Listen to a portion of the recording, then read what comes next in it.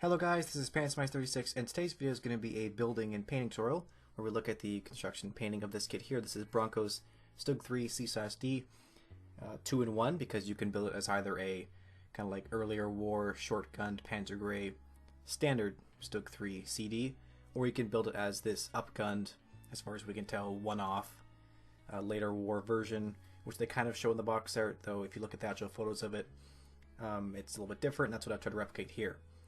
So in this video I basically go through the construction process of the kit. We also do some painting of it, a little bit of basic weathering because we do the hairspray chipping to chip the base coat a little bit, but we're not going to go into the full weathering process. And I also did some modifications to the kit to replicate the actual photos of the real vehicle. For instance, I sliced off like most of the fenders, swapped the tools out for more detailed dragon ones and a couple other parts like that. Really just kind of adding a couple touches to the kit to make it look a little better. But overall it's a really nice kit. The only things I really changed that I thought were necessary, like the gun mantlet, adding a gun breech, things like that, those are things that if you build it as the earlier shotgun version, you actually get a breech for that gun. The gun barrel and the mantlet are much better for that one, so I mean, you don't really need to do the modifications, I think, unless you're actually trying to replicate the one upgunned one. Before we begin, I'd like to give a couple thank yous. First of all, to Hamilcar Barkus for finding me some photos of this side of the real vehicle. I only had photos from this side, so his photos really helped me to do the damage on the fenders on this side. A couple other things like that. Also, I need to thank Luke Still for providing some music for us, which you can hear in the background. Also, Mitko from DN Models, who gave me some masks that I've been using for a while now, and I still use in this vehicle. They're really good. And also need to thank Bronco. They didn't provide me the kit, I bought this myself, but they provided me with some parts that were missing in the kit. The front hatches, they weren't in the kit. Only took them 106 days to ship them out to me, so, you know, good job. At least they actually did send them, so I can't really complain. So yeah, let's get started, guys, and thanks for watching. Hope you enjoyed the video. Let's get into it. So in the box here you can see that they display the usual thing, you know, some details in the kit, photo etch, decal, stuff like that. Over here, these are the marking options they provide, 2 standard ones and also the upgunned version. Inside the box, it's not the most packed thing ever because it's not the most complicated kit. It's kind of Tamiya-esque in the difficulty level. For lots of things from Bronco, or people building Bronco kits, that they're very complicated, but this one definitely wasn't. The instructions are very, very good, not cluttered. They go through step by step. Nothing was missing as far as I could tell. And the actual painting marking guides show both sides of the tank and also the front and rear, which is good. These sprues here are just mainly like the wheels and stuff like that, you know, just suspension elements. We've got the superstructure, lower hull, the copper for the tow cable, and also these little tiny wing nuts, which you only really need like 1 or 2 of on the engine deck. And also some clear parts for the headlights. Lower hull is pretty basic, standard thing. This sprue has most of like little details, hatches, accessories, gun breech, things like that. Over here we have the fenders, the upper hull component, which is one big piece, which I like, and then more small bits for the internal vehicle components. Here we have more gun breech bits and also some superstructure sides and spare wheels. These are the tools and also some more little bits and bobs. And then here's half the tracks because I've already cleaned up the other half of them. Then we have 2 photo etch frets, which is cool because I like photo etch. Gun barrel in there as well, and also the decals. The actual quality of molding is excellent. I didn't really notice any flash at all. And the whole thing kind of assembles, like I said, Tamiya-esque. It's not really complicated. Some of the details could be a little bit better. If I was building a Dragon kit, you know, some of these parts would be like multiple bits. But really this was a, you know, the detail was overall really good. It was fun to build and it was easy and it was like a stress-free build for me, so that was awesome. Usually these builds start with the wheels. That's what we're doing here. I'm using a metal file, like a jeweler's file kind of thing. I bought it like Canadian Tire. Works, in my opinion, much better than actually using like a spongy sanding stick for the wheels and stuff like that. For the photo etch, throughout the entire build, this is what I always do. I always cut it on my metal ruler here to get a nice sharp cut.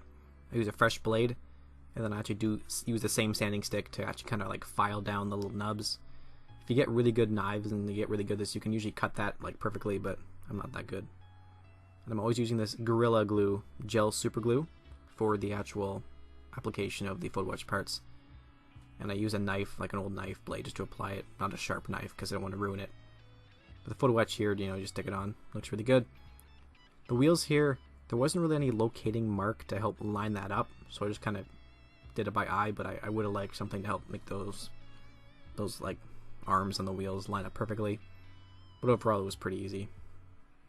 Now on the actual tires here, they looked really clean and fresh, and since this vehicle would be like 3 years old at least, I wanted to damage them. So I took my knife after I'd sand them down and glued them together and hacked the little bits out of them, damaging the rubber here, which is something that actually did happen quite frequently.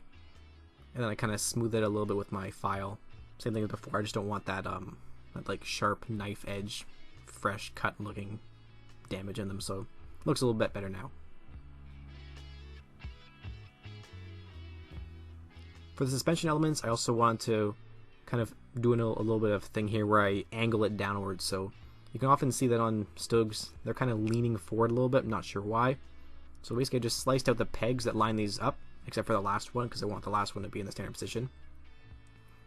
And then I kind of glued the first one in at a shallower angle, and then used my metal ruler here to line up the rest, make sure they're perfectly straight, and then glued them in place. I'm always using the 10mm extra thin glue because it's just what I use. I think it's like the best glue out there, and I want these to dry pretty quick. Obviously, since I shortened the position of the arms there, I had to shorten this shock absorber. So I basically sliced it in half and then kind of smoothed out the rougher cut edge, and that took out, you know, like a millimeter or two, which was just enough to help shrink it down a little bit, as you can see. And then it lined up perfectly on the first try, which is kind of amazing, honestly. But here you can see, this is what I mean. You can see the vehicle's leaning forward slightly. It kind of looks cool. The StuG is like an overloaded suspension almost already, and this one has a bigger gun put in it, so I kind of wanted to modify that. Also here, I have put on steel return rollers, which is something that I noticed in the photos of the real vehicle. Those are just spares, and I also used some dragon exhausts here because they just look better. The detail was better. And then here you can see the damage on the tires. I'm really pleased with how that came out. So the next step in the instruction was we had like an option here to either use the plastic parts molded on, or swap these out for some photo etch components in the kit for these are places for the actual tow cable to mount onto. Since this was a basic photo etch thing, I decided to just go with it, so I chiseled those off. And then I'm actually using an old pair of sprue cutters here because my pliers died, but it works fine. Just kind of grab it, bend it carefully. I'm using my finger here to bend the other half in.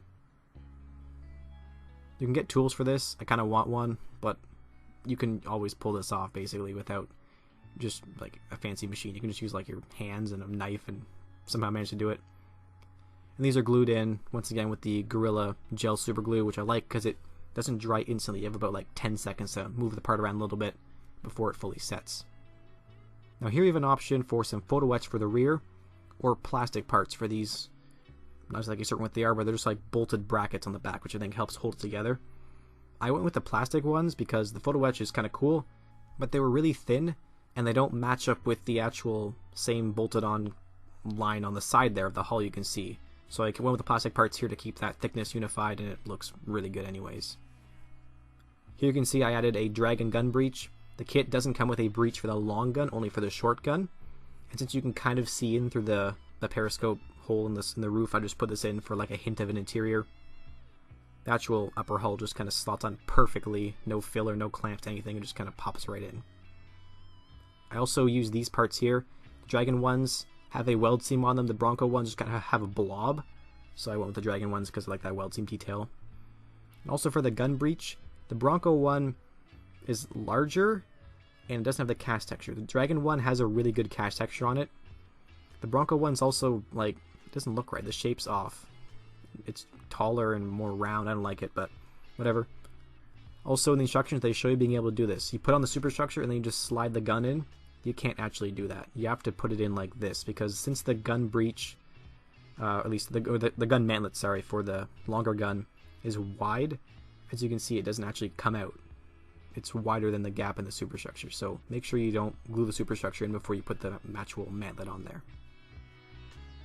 And for the gun here, this is my typical process. I basically just cut the nubs pretty far off so I don't have to do any repair basically. Cut them down a little bit with my knife, and then I just kind of get in here with my file to smooth it out, and then I get in here with like a sanding stick and really kind of polish that down and get rid of the seams.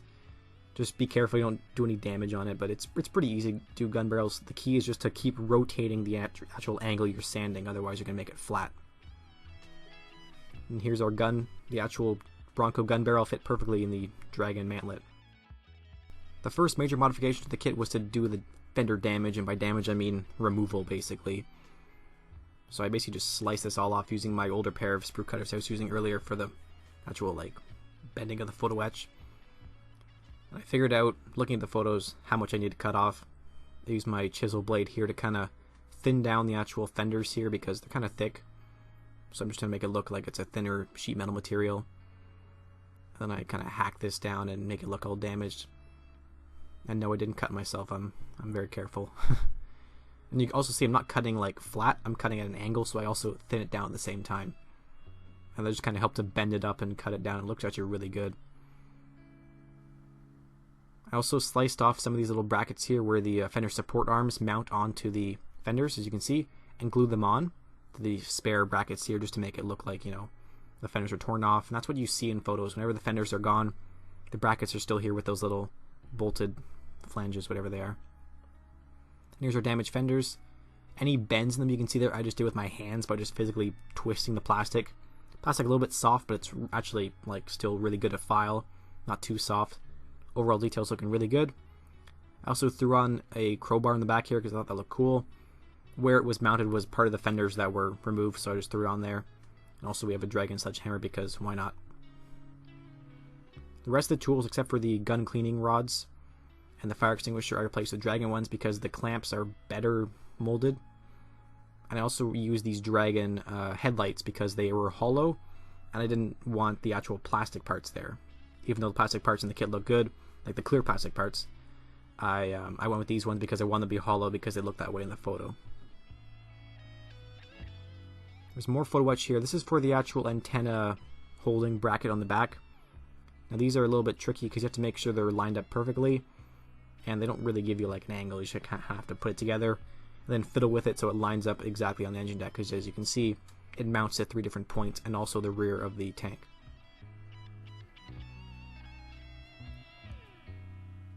So I just kind of guessed the angles had to bend to, put it on, and it actually lined up basically perfectly, so that was convenient.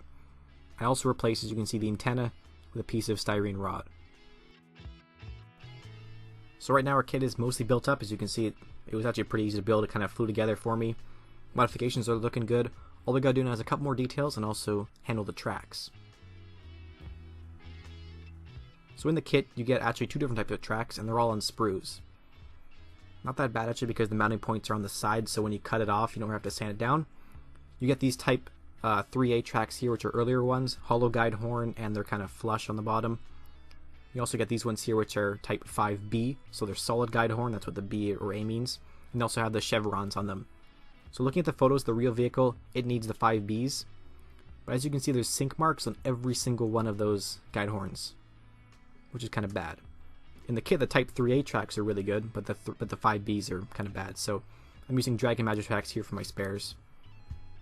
I'm not going to bore you with my entire Magitrack process. I'll link the video in the top corner here in the cards. I have a video on doing this. I have multiple videos. But really, I just basically glued them all together in a big length. Did it in 2 sections here. I used Tamiya Extra Thin. And I work quick, so the glue doesn't dry too fast. And I just kind of set them in. As you can see, it's still wet enough so that when I push the slack in, it stays exactly at the angle I put it at. And I think I needed like about 93, 95 tracks and a couple extras, as you can see here. So I just put some extra thin on there, soften up the bond, and pop off the extra links.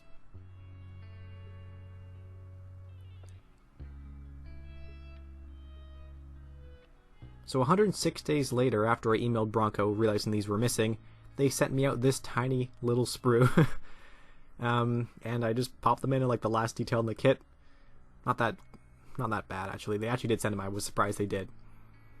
And then here we are actually adding a weld seam to the top of the reciprocator here. Every single Dragon or like any manufacturer StuG kit is always missing this. So I'm basically softening a styrene rod there. I think it's like 0.05 millimeter. And then I'm just basically hacking at it with my knife to kind of separate it. And then I go in here afterwards and kind of do a sideways pushing action with the back of the blade, which helps to kind of stack up those little cuts I made and make it look like a weld seam. I'll link the video I have on weld seams in the top corner here as well. As you can see, it's basically invisible, but it helps to fill that seam, and also it's something that should be on every StuG. So here's the completed built model. As you can see, it looks actually really awesome with the 2 colors of plastic on there. I think it's kind of cool. Overall, it was a really fun build. The kit is actually very nice. The things I modified were not the most necessary things. I mean, you don't have to do this. They're things that I kind of want to do to to improve a little bit of detail and also to replicate the photo. So for example, the gun mantlet here and also adding the gun breech. That's just to improve the detail a little bit because you can kind of see inside there. You can kind of see the gun breech maybe. The tool clamps, or the dragging parts have better molded tool clamps. But of course the PE in the kit's really good, as you can see in the back here. So basically the only things that we modified were things that I decided to add a little more detail to, or were things that I wanted to change to make the vehicle look like the reference photo I had of the real one. The kit is very nice, and I'm probably going to buy another one in the future just so I can do the shotgun version as well. Now let's move on to the painting process. I always use Tamiya paints to airbrush on the base color because I think they work really good in the airbrush and they're really easy to use. So I'm going to do a German gray mix with about 2 parts of the German gray with 1 part medium blue from Tamiya, just to make it a little bit lighter and a little more blue. I'm also going to use some Tamiya hull red for any of the actual primer red components I want to do. And I've got NATO black here for a base color of black and also for the gun barrel primer. My mix for Dunkelgelb is basically like 2 parts dark yellow to 1 part XF4 and also a little bit of white in there. And of course I'm using X28 thinner to thin these down and apply them because I want to be able to chip them with hairspray. We're going to go over that later. But basically first I airbrush almost everything over with the NATO black as kind of like a primer coat. Not really like real primer, but just because I want to give everything a uniform color.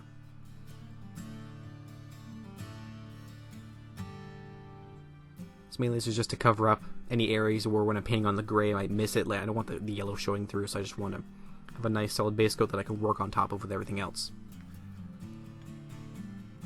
Most of these paints are thin with about 50% Tamiya thinner. It's not exact. I'm just airbrushing them on a standard PSI, maybe about 15-20. Now for the actual painting of the colors of the row wheels here, I'm not masking this, I'm just painting this on freehand, and it somehow worked out pretty well. So the primer red is for some parts which I want to look like they've been replaced. So the drive sprockets here, these are replaced ones obviously. The kit gives you standard ones if you want to do the earlier one, the earlier StuG. So we're doing that. We're also doing the gun breech here, and a couple of other like things, like I think I did one of the either wheels, a couple of the wheels, the row wheels. I just want to make it look like they've kind of put on other parts. Now the rest of the vehicle was all painted with that German gray mix. I know my mix here is a little bit blue, but I want it to be a little bit more bluey because it's only going to be showing through with the hairspray chipping. So it's going to be small, it's going to be in fine areas. I just want it to be a little more obvious that it's the German gray, not just like a random metal color. So once again, I'm freehand this in here. It doesn't really matter because we're going to actually go in with the yellow color later on. So this doesn't need to be perfect. And here's our vehicle. It looks kind of funky right now actually, but this is like the primer elements. So obviously some bits are actually primer because they're replaced bits, but some bits are the tank before it was refurbished, so it's still the Panzer Gray. Now we're going to be applying some hairspray. I'm using this Tresemme Ultra Fine Mist Firm Control. It's a good hairspray. It's what Michael Rinaldi uses, so that's what I use, but really any hairspray should work fine. So we apply 2 thin misting coats.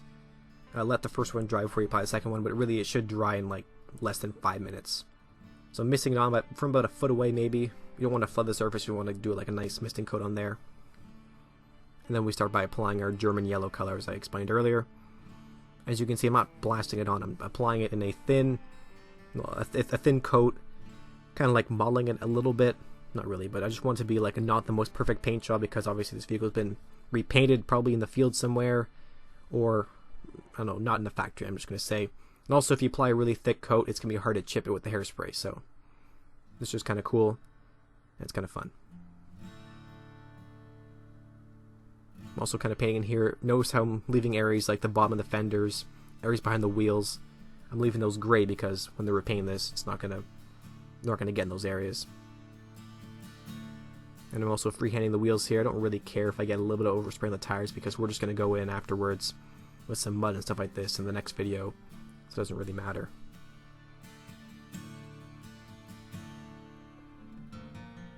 Now we're going to expose the primer colors with the hairspray chipping method. Since we applied the hairspray earlier, if I get a little bit of water on my brush and kind of rub at the paint gently, it'll soak through the top layer of the yellow paint, encounter the hairspray and dissolve it, which exposes the underlying colors of gray and black and red as we did earlier. Now this doesn't work forever. You have maybe like a couple hours, maybe with Tamiya paints, probably about like 3-5 hours max before it starts to really harden up on you. With other paints like the polyurethane style like AK ones, it's gonna be a little harder for those to chip. But the alcohol ones, like Tamiya, they chip really nicely with Hairspray, so that's what I recommend you use. This brush I'm using here is called a 1/8 inch angular shader. It's a really good brush. I use it for blending oils and pigments, stuff like that, but I also use it a lot for hairspray chipping because I find it's small, it's stiff, which is good for pigments, but also it's good for getting in there, doing some nice chips with the hairspray without kind of going over too large an area. So it's like the perfect brush, I think, for doing many different things in this hobby, so I've got like 10 of them. As you can see, you really just rub gently with a little bit of water on your brush, not a huge amount, but like get your brush slightly damp and just rub gently, and it just kind of happens, like the chips just appear. On edges of panels, I also trace it beforehand with a shish kebab stick, as you can see here, which helps to just kind of initiate the chipping. Otherwise, you might find it starts to spread out over the panels, but this way you can kind of get it started around the edges, where of course the panels get worn up more. It's also a really good way to actually emphasize things like the weld seams, stuff like that. That's what I'm doing here. You can also use the shish kebab stick for doing some very, very fine scrapes. You just kind of poke at it a little bit and rub over with a brush. And you get these nice little kind of like scrapes and scuffs going. You can really easily overdo hairspray chipping. I recommend that you keep your tanks not very chipped unless you're doing a whitewash. I'm also chipping up the wheels a little bit, mainly focusing it around the edges of the driver's sprocket here where it actually kind of comes in contact with the tracks. Also just over like the bolts and stuff like that. These probably wouldn't get chipped up too much in real life, honestly, but I just want to expose the different colors of primer we've got. So we've got like red primer on the drive sprockets because they're new ones, but we also have some of the wheels as being the Panzer gray color, and some are still primer red underneath. So we're gonna just chip these up a little bit and expose those cool colors.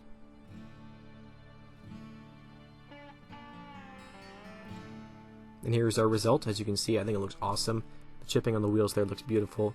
Also in the upper areas here, you can definitely see like I'm focusing around the hatches and areas where the little edges, stuff like that, areas that they get exposed more. Overall, I'm just really happy with how this came out. Actual colors right now with the yellow and the gray kind of looks almost like a North Africa vehicle, but it's supposed to be like a late war German vehicle. So we're gonna do a whitewash eventually on this vehicle, but right now, time to do the masks. So for the markings, I'm using these DN Models masks here for the crosses, and I would use them for the numbers, but the numbers I needed were a little bit different size. So I had a friend made basically some custom numbers for me, and they were the right size, so I'm using those. But for the DN Models masks here, they're reusable, they're sticky, gently sticky, so you don't have to like pull off the paint. That's not going to happen. You just gently put them on there, they'll stick on, and they'll sit flush, so you won't have any overspray past them. I mask off the rest with just painter's tape because I'm cheap and I can't afford Tamiya tape. You can see the blue masks there are the ones my friend made for me. And then for the actual colors here, this is the hull red, once again, lightened a little bit with white, so it's XF9 with a little bit of XF2. The black of the cross is NATO black. These are all colors we were using earlier for the actual primer bits of the tank. Now we're putting on the second bits for the masks. So these are for the white areas. As you can see, I'm putting on the white bit of the cross here, and I've also put on the bits to cover up the red areas that I want to stay red of the numbers. Then we're going to airbrush some white over top of this after we've lined that one up there. Just gently pushing it around. We airbrush some thin coats of white here. You don't want to do a thick coat for this. You don't want to like blast it on because it's going to flood and going to kind of seep under the masks a little bit. So you want to do a couple thin coats, build it up gently. This is how you really should apply anything by airbrush in thin coats. And then we just slowly build it up over the actual red and yellow colors underneath there. We get a nice white color. Then when you expose the masks, it looks really cool. I let the paint dry a little bit because I don't want to like pull it off when I remove the mask. And then we get in here and pull these off, and as you can see, it looks awesome. I definitely prefer these to actually doing it with a decal because you don't have to do a gloss coat beforehand. You don't have to do anything like that. There's no decal film issues, no silvering. As you can see, I got a little bit of overspray with the white around the numbers there. Usually I'd fix that up a little bit with the base colors, brush more base color on. But since there's going to be a whitewash over top of this, I don't really care. It's going to cover that up anyway, so it doesn't really matter to me. I find the masks are much quicker than doing decals. They're much easier, and they're a little bit imperfect looking, so I find they look more realistic and look more cool. All that's left is do a little bit of detail painting, which is basically just the tools at this point. So I'm using Panzer Aces 310 Old Wood for the actual wooden color for the tools. I think this is like the perfect German tool wood color. It looks just like what you see on ones that still exist.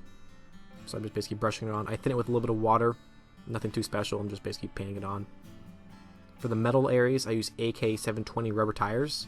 I know it's rubber tires, but I think it looks like just a nice matte metal color. I'm not a big fan of metallic, glinty colors. I just use like a nice matte gray color. I'm just basically brushing it on. The barrel cleaning rods there, as you can see, I actually painted a little bit of metal up along them. I think that's right, I'm not too sure. I couldn't find any really good photos of the barrel cleaning rods.